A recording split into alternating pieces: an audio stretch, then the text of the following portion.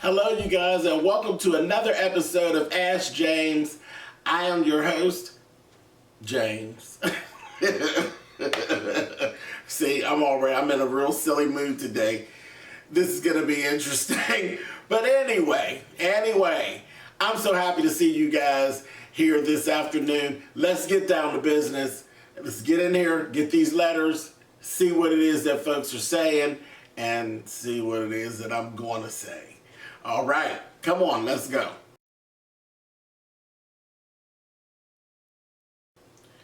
All right, first letter. It doesn't actually have a title, so we're just going to go in. This is almost an update, James. You answered one of my letters in season 1. I was the ugly girl who I said I was in a silly mood today. Come on. Okay, I was the ugly girl whose friend posted the ugly picture after doing my braids. Our mothers are still friends, but we don't associate with each other at all. Of course, I remember you. I told you about calling yourself ugly. Anyway, moving on. Anyway, this ugly girl has gotten married and had a baby since then.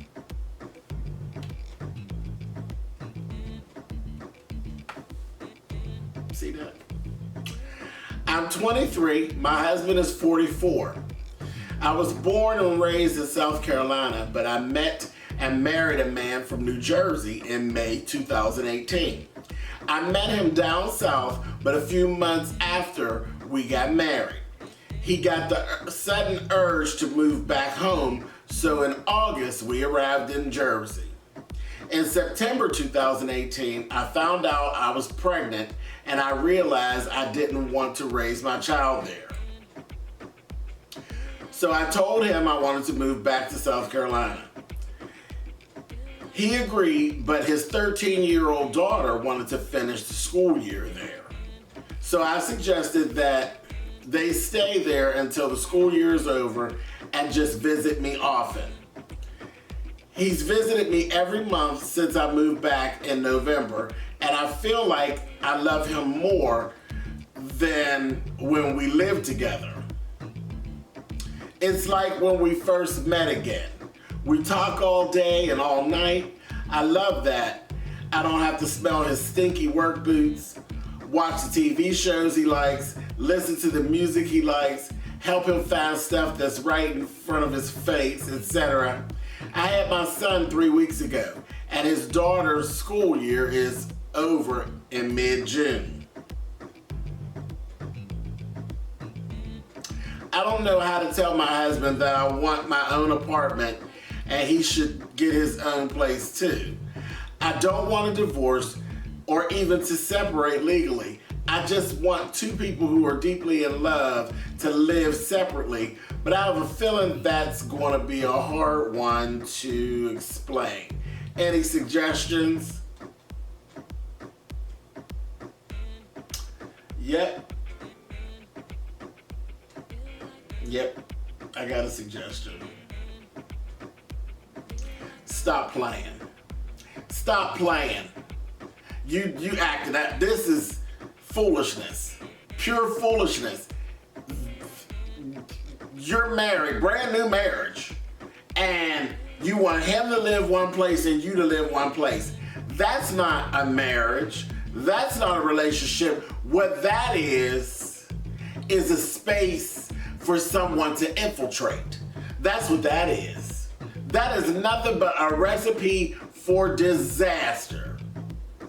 It's a recipe for disaster. So what is it that you really want to do? Do you want to be single and you know what I mean? You want to be single and dating your husband.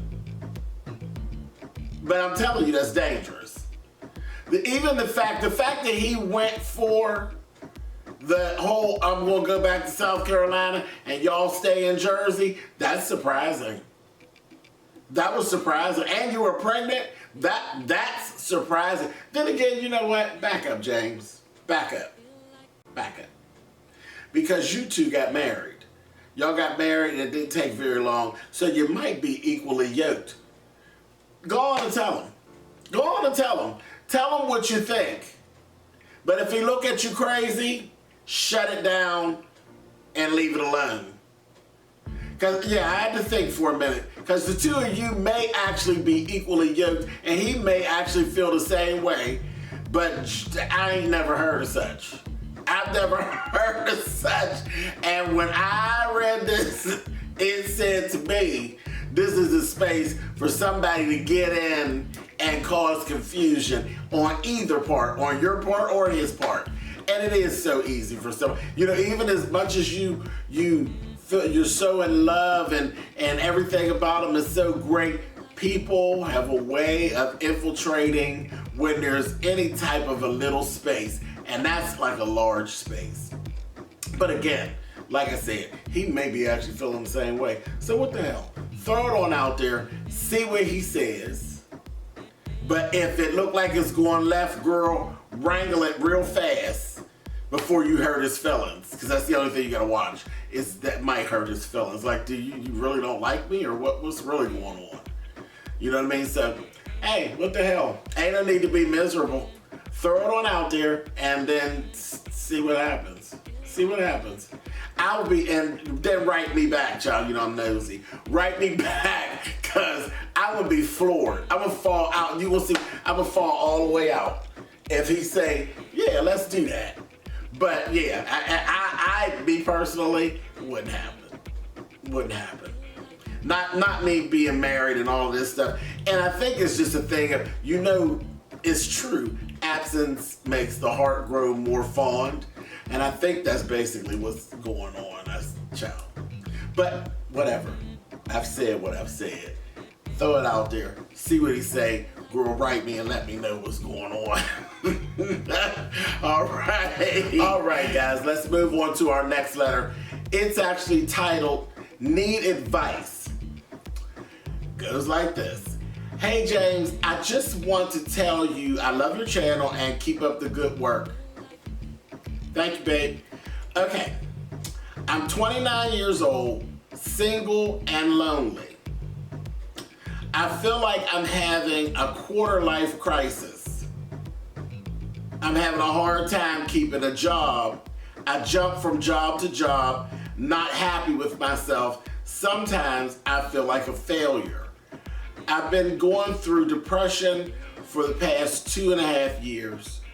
I feel lost not knowing what to do with my life. What advice can you give me? Thanks, love. Okay, this one is actually really easy, and I know you're watching. I know you're watching and you've been watching. Actually, I know who you are. So, this is gonna be very easy, and you probably already know some of what I'm gonna say. First thing is first, you know I don't play the depression game. So, 2.5 years of actually rolling with that worries me. So my thing is, first of all, I want you to find yourself a really good counselor. I want you to find yourself a really good counselor, and I want you to sit and I want you to talk with your counselor so you can actually move past that. I don't like the depression thing. I really don't. I really, you know, from my past, when I was young, I'm afraid of what I call it the dark corner. I'm very afraid of the dark corner. I just don't like it. So I want you to get yourself into some counseling like yesterday, to get past that part. The other thing I need from you, and is that you're 29, so it really wouldn't matter, because my advice for this would be the same if you were 49, okay? I'm gonna need you to do a real quick soul search. You can do it while you watch this video. It ain't got to be nothing all deep. I just need you to figure out, what do you like? What do you like? And be real with yourself. It could be as outlandish as possible. It doesn't have to be, and I'm saying in the way of what you want to become, what do you enjoy doing? Because that's the thing. You're 29 years old. You don't have, you know, you're not a little kid. You're not a little kid. You can catch this now and fix this. Like I said, even if you were 49, I would say the same thing. You can catch this. Figure out what it is that you like doing. And then that's what you need to do. It's not about money. You know what I mean? Because a lot of people take jobs in search of these certain pay grades and things like that. But you know what? That's some miserable bullshit. It really is. You know, I went through a period. I've always known what I want. I always knew I wanted to do something creative. I always knew that I wanted to do something that spotlighted me. And it didn't have to so much be on stage, but it definitely needed to be 100% James from inception to get to the public. Needed to be James. And it didn't matter to me exactly what it was because I had lots of options. You know, I've been smiled upon from up above. I actually have several different talents that I can use and go in those different directions. You need to figure out what is your talent. What is your talent? What is it that makes you happy? And you need to start focusing on it. Figure out what it is that you can actually do with it that will bring money. And be open. Be open to options about what it is you can actually do with whatever that thing is that you, hopefully you'll find something that actually makes you happy. But if you don't find something that just makes you ecstatic, at least you'll find something that you don't mind doing. Because it sounds to me like, you know, you just, ain't nobody trying to go to no job. See, there I go with all the broken up English, just right.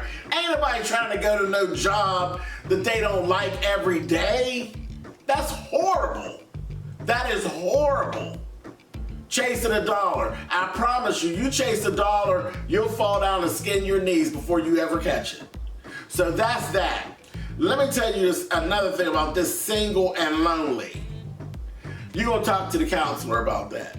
You throw that right on in there with that depression. You're gonna talk to the counselor about that single and lonely thing, but I'm gonna tell you, stop focusing on it. Stop focusing on the fact that you're single and the fact that you're lonely. When you stop dwelling in it, there's going to be an energy that surrounds you that's going to draw someone right to you, and it will happen.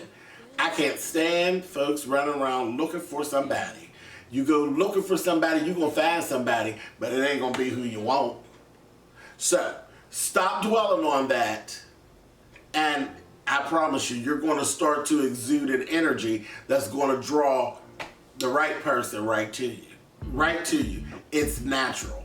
Ain't nothing you can do about it. You got to just let it do what it do.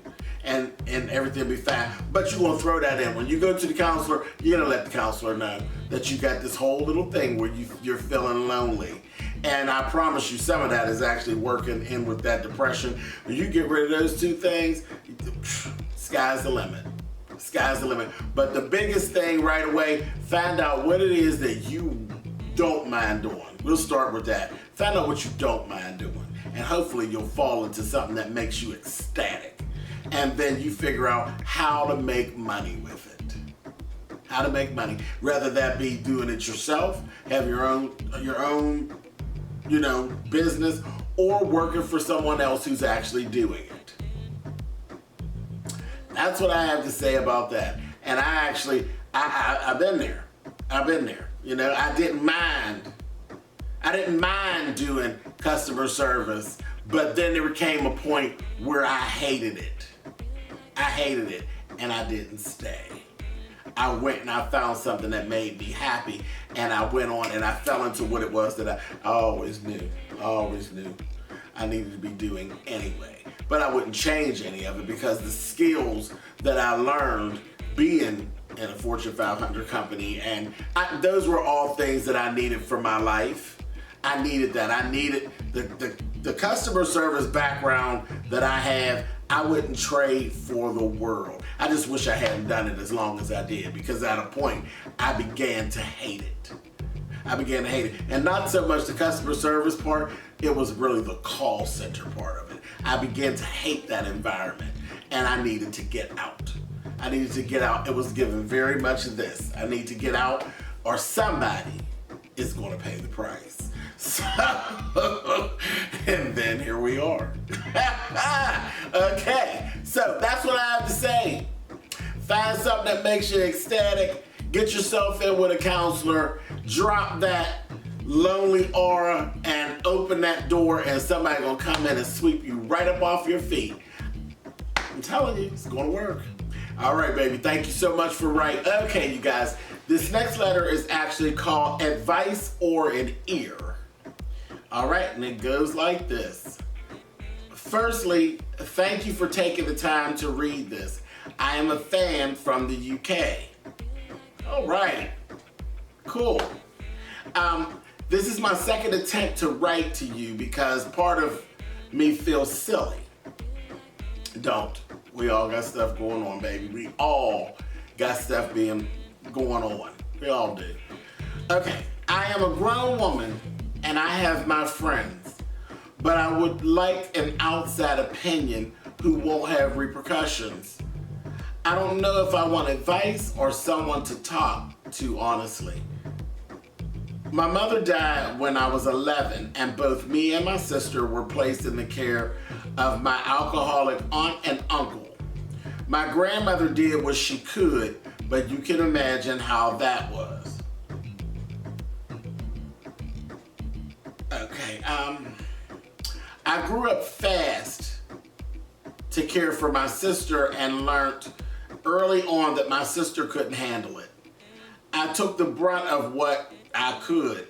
I studied hard and I got accepted to university, and I was the first in my family ever to get any sort of school qualification, and my grandmother was so proud of me. I left for 2 years. I visited often, but I left my sister in that house. I got a call telling me she was in a hospital and my grandmother was diagnosed with dementia. Wow, okay. I dropped out of school to care for my sister and grandmother. It was meant to be a short-term deal. Life didn't go that way. My sister is now healthy, pursuing the career I dreamed of, and she had and has my full support. In the end, I cared for my grandmother. My aunt and my cousin are buried, all three. I am now moving on with my life, getting myself on track while trying to raise my cousin's kids. All of this was my choice. I didn't expect my sister to help me with these choices, but I never thought she'd call me a joke and tell me it hurts too much to speak to me.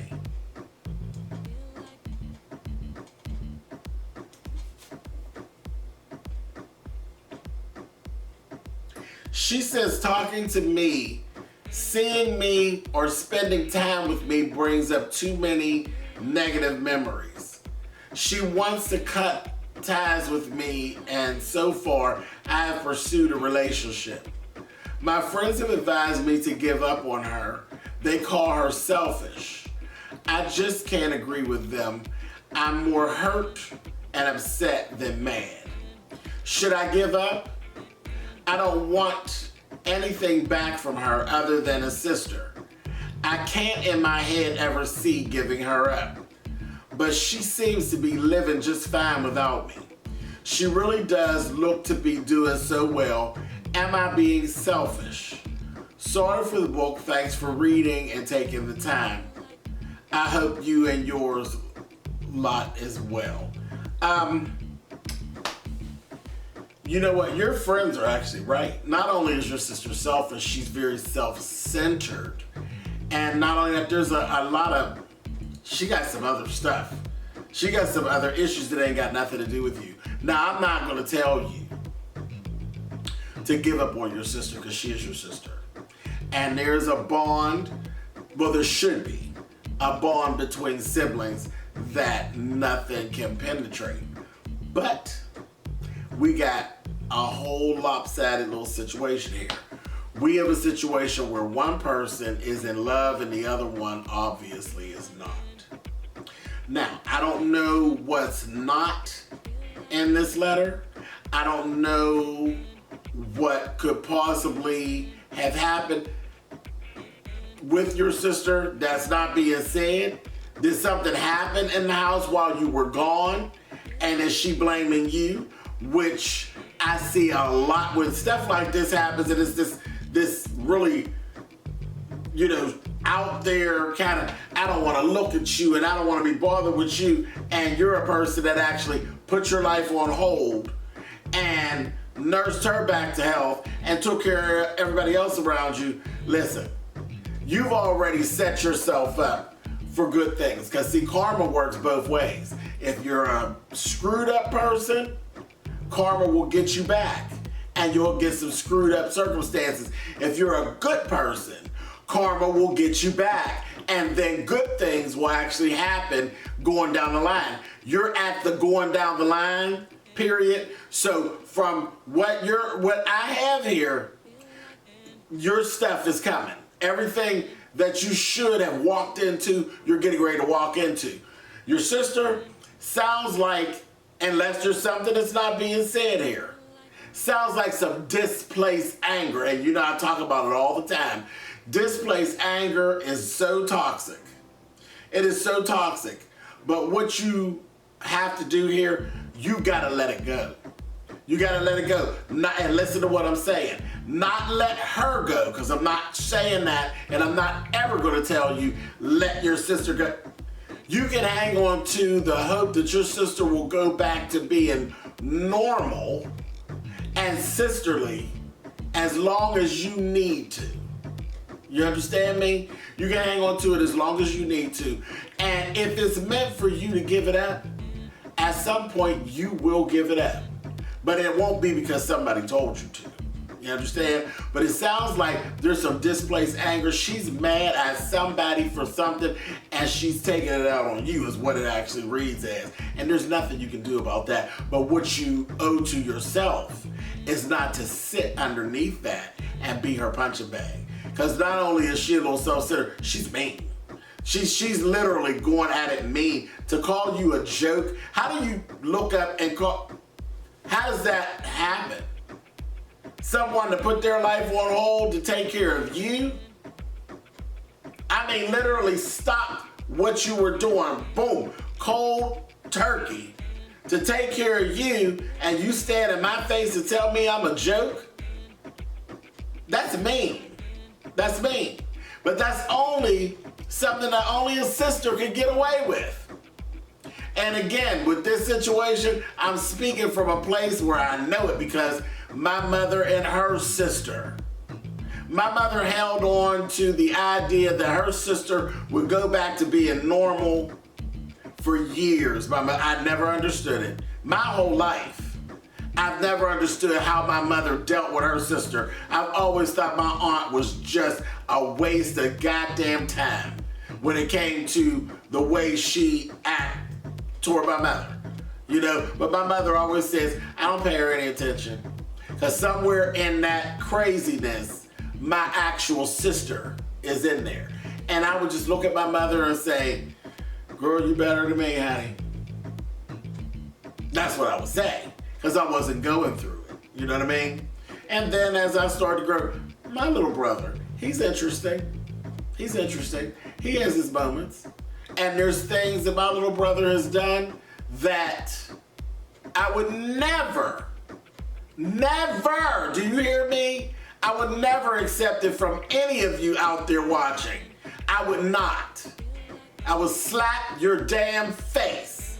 But I've accepted them from my little brother, because he is my little brother, and nobody can tell me when to take my hands off of him. I don't think it'll ever happen. It is what it is. He's spoiled. He's spoiled, but he's mine. He's mine. My mother gave him to me, and that's it. It is what it is. And I had to realize she probably feels the exact same way about her sister. Now, my brother's never pulled the stunts that my aunt's trying to pull with my mother, because I'll punch him in his chest. But, you know, my aunt has done some really nasty shit over the years. And literally, here my mother is, 68 years old. And finally, my aunt did some shit that I ain't get ready to go into. That's a whole nother story for another time, but it ain't my story to tell. That she finally said, I ain't got it to do. I ain't got it to do no more. And it changed her outlook on the situation. But it didn't happen until, like, literally she's in her late fucking 60s. So, no one can tell you when to get tired of your sister, or if you are going to get tired of your sister. And hey, hopefully your sister will go back and return to being the sister that she once was. But if she's not, it is what it is. But I'm going to tell you to let it go. Back up a little bit. Back up a little bit. Don't give up on her, but back up a little bit. Don't let yourself be in a position where you're one, because you're kind of one-sided and you're begging her at this point, and she's just being abusive. So no, I wouldn't sit up underneath that. But no, I wouldn't give up on her. Not until you're ready. If she, continues on and you get tired, nobody have to tell you. You'll know. You'll know when you're tired, and she'll know too, because you probably slapped the shit out of her. But it is what it is. So that's what I have to say about that. Nobody can give you that. And I think, you really just needed no advice. You just needed an ear. An ear. I know you didn't need me to tell you that don't let nobody tell you when to give up on your sister. That's your sister. You do with your sister what you want to do. I ain't gonna try to tell you, because I wouldn't let you tell me what to do with my brother. I'll slap the shit out of him. That's what I said. All right, baby. I wish you the best. Thank you so much for writing in. And go on and walk, because your walk is just beginning. You're going to walk into all the good stuff that's waiting for you. So just walk slowly and take it all in. Okay, all right, you guys, this is the last letter for today. And it has no title. And it goes like this. My dearest James, I hope this email finds you well. I'm in a bind, and I really appreciate your take on this friend zone drama. Here it goes. Uh-oh. Uh-oh. All right. I've known a gentleman for 25 years. We literally grew up together for the first 10 years of our lives. We were inseparable. When we became teens, we fell off a little because we went to different schools. Still talked, but barely. Fast forward 5-6 years. Later, we got back in touch and became really close friends again. At that point, I felt like I really knew him. I felt like we were each other's shadows. Anyway, we ended up having a huge dispute because he was banging some broad, okay? And because me and her had previous issues, he chose her over me, which he apparently regrets. I didn't speak to him for about 2 years after that, and life went on. I had a couple babies and established my career. In 2010, I heard he had gotten into some legal trouble, which didn't surprise me because he was involved in street drama. He ended up getting sentenced to a decade in prison. I was shocked and heartbroken for him. I was always able to see through his demeanor. He started writing me in 2011, and we've been communicating off and on ever since, as platonic friends. It was never anything romantic, as we were and are seeing different people. He's coming out shortly, and he recently told me he had feelings for me. And I kind of stopped because I'm like, wait a minute, how y'all both seeing different people and he's locked up? But okay, so he's spending time with you, and okay, I got it. Okay, and it's platonic. Okay, cool. I was going to get wrapped up, honey. It was going to be a whole, I was creating drama where it was. Okay. All right. Pull it in. Boy, I was getting ready to take this somewhere, baby. This was getting ready to be juicy. Okay. This totally blew me out of the water. I've always, well, wait, he's coming out shortly and he recently told me he had feelings for me. This totally blew me out of the water. I've always suspected he felt this way. However, he's a Sagittarius and it's impossible to gauge his emotions clearly. I was totally distraught for a week because I kept overthinking about how much the friendship meant to me. I felt like he had used our friendship to bypass my emotional barriers and to gain intimate knowledge about me. He's literally been plotting this shit for years. It made me feel betrayed. Somebody gonna get it, and I think it's you, but okay, come on. The issue is this. He's like an urban legend where we're from, and very much a ladies' man. He told me that he wanted things to burn slow. He told me that he's still speaking to multiple women and keeping his options open. This made me furious. Why'd he tell me how he felt knowing he's got women lined up? Because that's what he does. That's what you just said. That's what he does. And you knew it. I'm gonna get you. Come on, let's go. Why did he tell me how he felt if he didn't want anything to come from it right now? Also, I'm speaking to someone and things are developing well. The whole thing threw me off.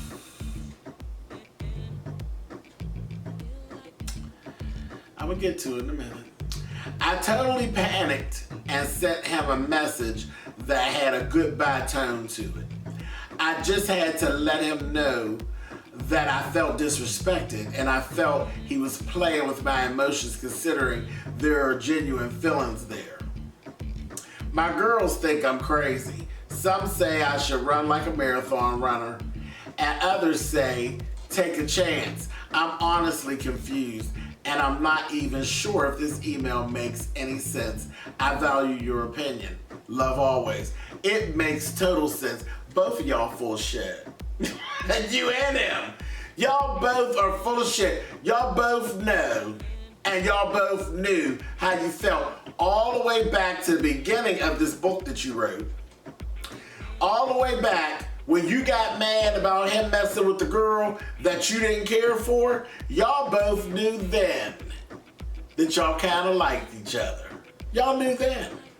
And y'all played and y'all danced and y'all done danced this dance. Have you ever danced with the devil in the pale moonlight? You have. You have.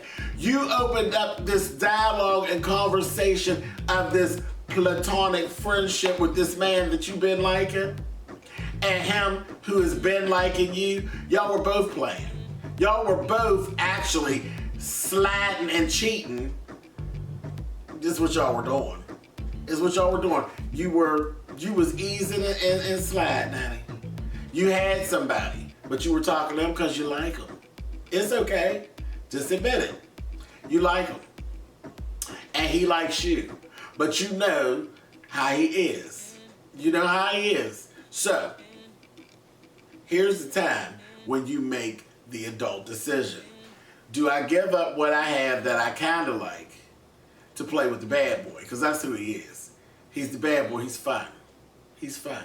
He makes your shit, you get your juices running, honey, so to speak. So, do I play around with him and have fun, or do I go for something more serious? Because what you're gonna have with him, you're gonna have some fun with him. That's all. You know you can't take him seriously. Come on. Come on. You know better. You know you can't take him seriously. Now, girl, you're gonna get out of jail. He'll probably bang you around real good, and you're gonna have some fun with him. But it ain't gonna be nothing serious. It's gonna be some turmoil because you are, you getting your feelings. You getting your feelings. And when he give you that thing, you really gonna be in your feelings. You be ready to snap out now. So Just use all the information that you have. And ain't nothing wrong with none of it. Ain't nothing wrong with it. Ain't nothing wrong with it, but just don't kid yourself. Don't kid yourself. He's not the person to build a future with. It ain't gonna happen. And if you do, it's gonna be a tumultuous future with extra women. Are you ready to have wife-in-laws? Because you're gonna have some. Are you ready for him to play games with you? Because he's gonna do it, you know? And he gonna have to watch you. Because once you get mad, you gonna play games with him. So it's all about what you want. How much drama are you ready to deal with? How much excitement do you really want? Or do you want to settle down? That's it. You got all 52 of the cards right now. You have all 52 of the cards. It's all about what you do with them. If you start messing with him, I promise you, you're probably relinquishing probably 30 of the cards to him because he sounds like a hot mess. But he sounds like fun girl. He probably cute too. Because the only thing that you didn't throw in there is that he's real cute. But child, we done been there, honey. Make an informed decision. Either decision is fine. Either decision is fine. Just know that if you decide to have that fun, you already know where you're going. So ain't no need to start to crying and fighting. But I'll wait for some more letters. If you decide to mess with them, I will wait for some more letters because girl, it's gonna be juicy. But that's it. That's it. And it's cool. Whatever you decide is cool. All right, baby. Thank you for writing in.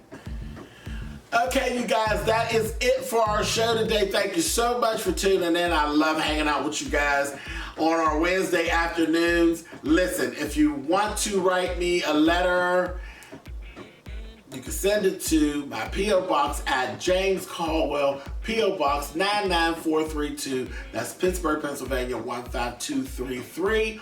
Or you could actually send me an email. And my email, it is spillitboy@gmail.com. And I'll take a look and we will hash it and see what we can figure out with whatever you got going on.